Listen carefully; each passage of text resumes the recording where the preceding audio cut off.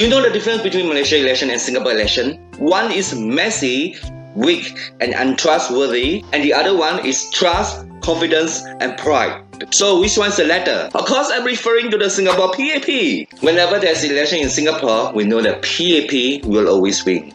We also know that Lee Hsien Loong is the main and the most important leader and also the chief of PAP. This is why Singapore PAP, always win.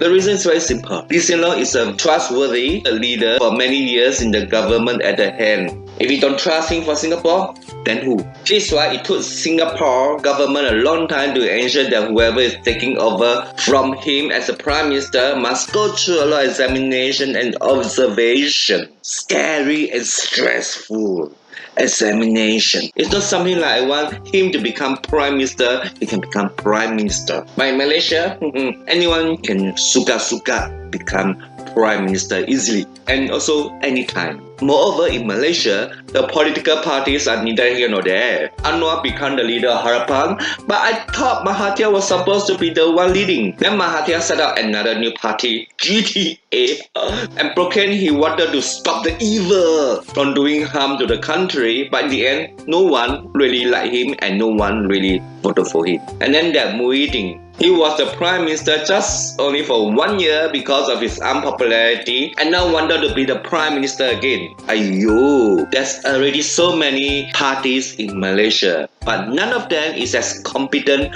as PAP in Singapore. This is why I say the Malaysia election is so messy, weak and untrustworthy that they can't even form the government even after the election result, but they have to go and get support from their coalition and the Malaysia king. So what will they do to form the government? So it'll be like, see who benefit who. I scratch your back, you scratch my back. If you support me, I'll give you power and money.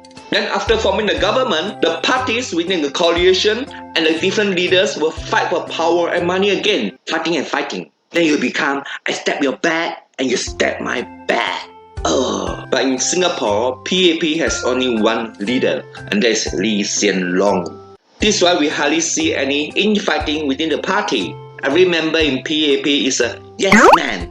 Otherwise, there will be no direction for the ship to reach its destination. Hence, strong leadership is very important. And in the parliament debate, PAP always win. Because those opposition leaders are just like what we see in Malaysia. Same behavior, same attitude. Messy, weak and untrustworthy. And they also stab each other back. If we let those oppositions in Singapore be the government, Singapore will surely collapse. PAP understands the importance of being united as one and the secret of being yes man. But in Malaysia, not just the diverse parties in the coalitions are disunited, but also within the party. They are always fighting each other for power, for money, and for themselves. And the government can easily change someone to become the Prime Minister too. So how possible is the Malaysian government able to travel in one direction to build the nation? In the end, the people in Malaysia will have to suffer jala-jala. If the leader is not capable to unite his own members, there will be no hope for his own party. Remember to subscribe, like, share, share.